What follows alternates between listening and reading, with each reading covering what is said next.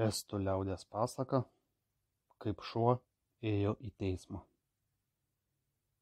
Kartą gyveno šuo. Jis turėjo labai blogą šeimininką, kuris prastai jį šėrė. Kentė vargšas šunelis ir nutarė savo šeimininką paduoti į teismą. Manė, kad bent gaus geriau paėsti. Atėjo teismo diena, šuo ėmė skųstis ir pasakoti savo vargus.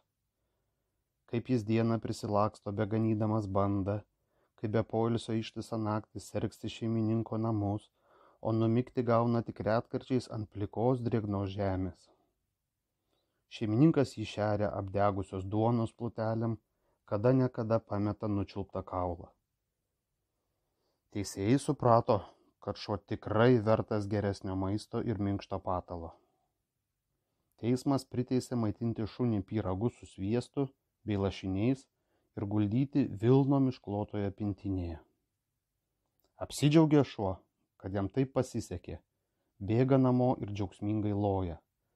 Pyragas su sviestu, lašiniai, man miegoti pintinėje, pyragas su sviestu, lašiniai, man miegoti pintinėje.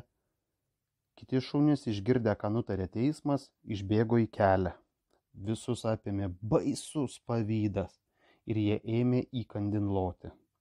Tik kauliukai apdegusi duonos plutelė, o miegoti ant pliko žemės.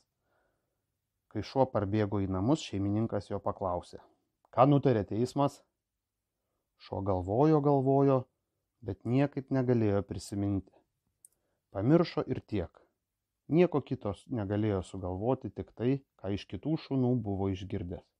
Tik kauliukai apdegusi duonos plutelė, o miegoti ant pliko žemės.